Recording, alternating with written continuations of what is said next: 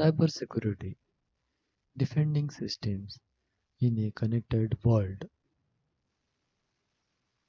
Agenda: security fundamentals, security history, why security matters, incident response lifecycle, getting started, basic workflow, encryption and authentication. Security fundamentals. Security rests on three pillars: confidentiality, integrity, and availability CIA. Protecting data from being seen, changed, or taken offline by the wrong party. If a control fails, defense in depth means another layer is still there to catch the problem.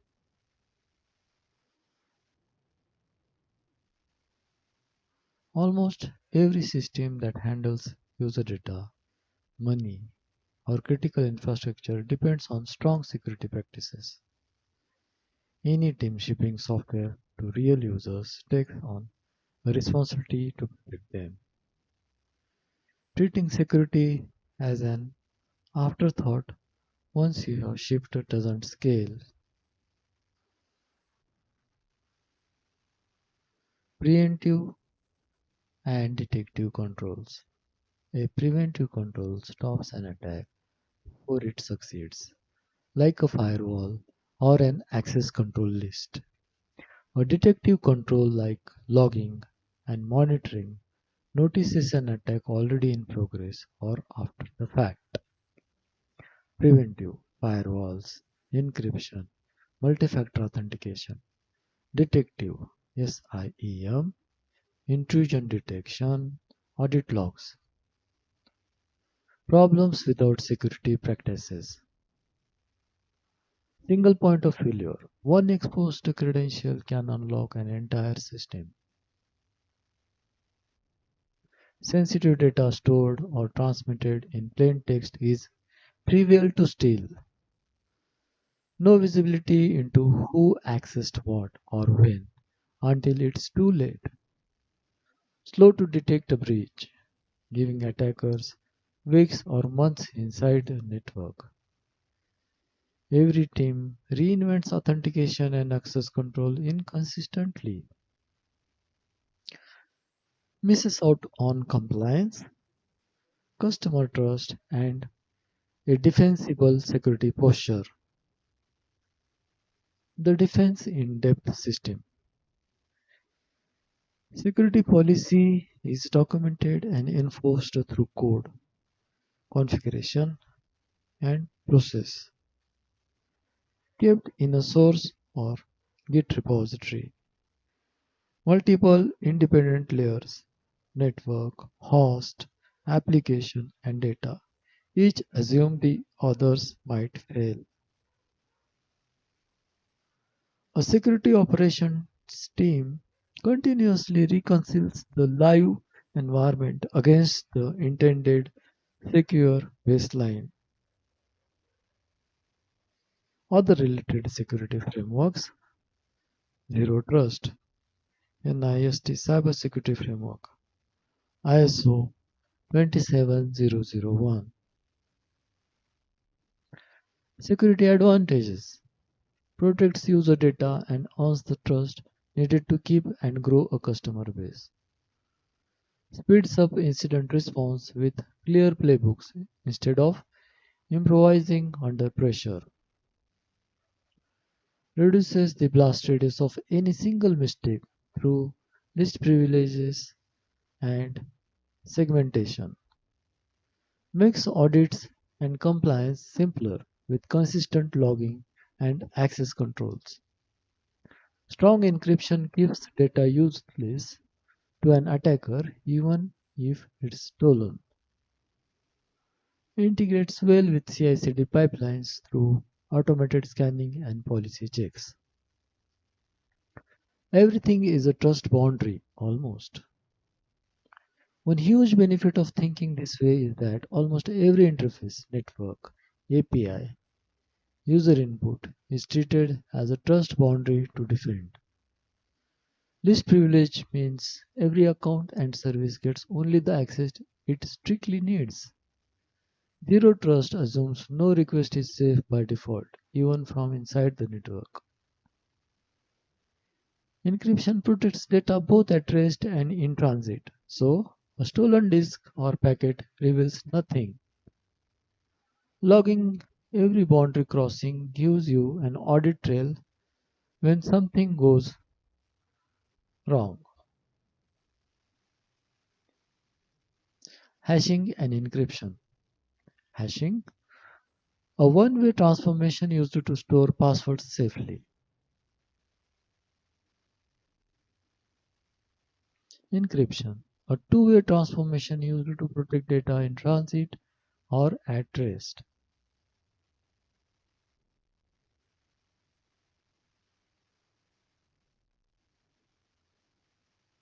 Password hashing. Passwords should never be stored in plain text. Only a salted hash is kept.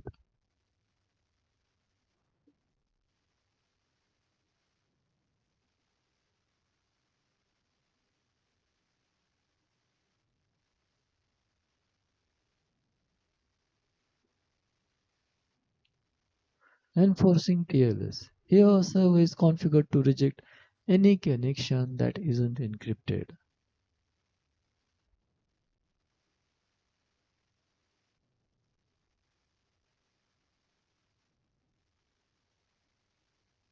History.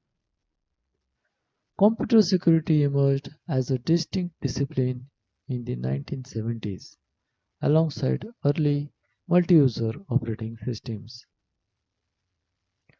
The Morris worm in 1988 was one of the first major incidents to show how fast malware could spread across a network. Public key cryptography, developed in the 1970s, made secure communication over open networks practical for everyone. The 2010s saw a wave of major breaches that pushed encryption, MFA, and least privileges into mainstream practice. Zero trust and continuous verification have become the dominant model for securing modern cloud-based systems.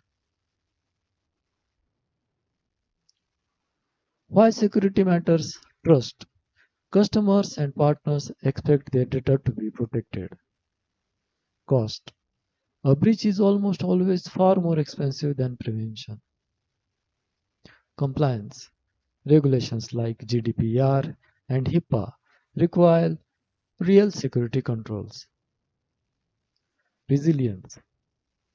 Strong security practices also make systems more reliable overall. Talent. Security conscious engineering cultures attract and retain better talent. Is the right thing to do. Real people are on the other end of every account.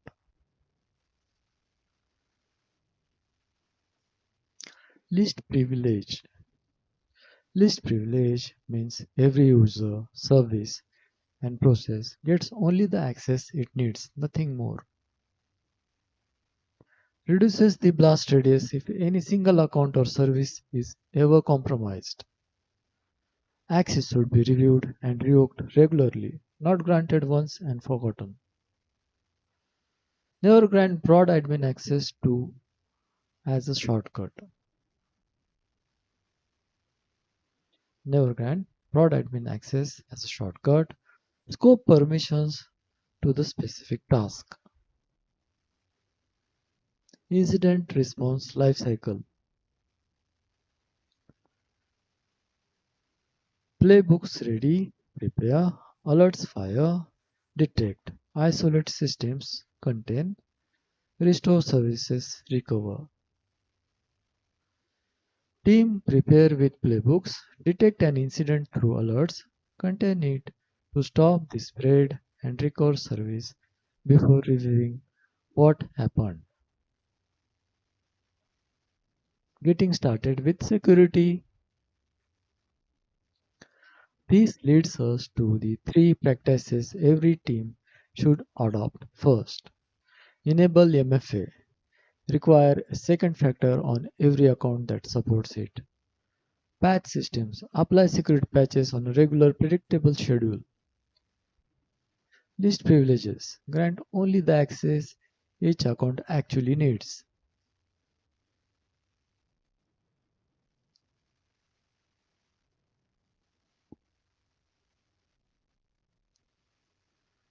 Basic workflow. Follow the security guidelines. Practice the security guidelines. Mentor the security guidelines. Assess the security guidelines. And optimize the environments. Detecting, responding, and recovering. Some call detect, respond, and recover securities everyday loop. Fast detection shortens the time an attacker has inside your systems. A tested playbook turns a stressful incident into a routine, repeatable response. Containment stops the damage from spreading while the root cause is found. Recovery restores service. Then a post-incident review closes the gap that let it happen. Supports many workflows, vulnerability management, incident response, compliance audits. Work the same whether the system runs on-prem, in the cloud, or across both. Any questions? Thank you.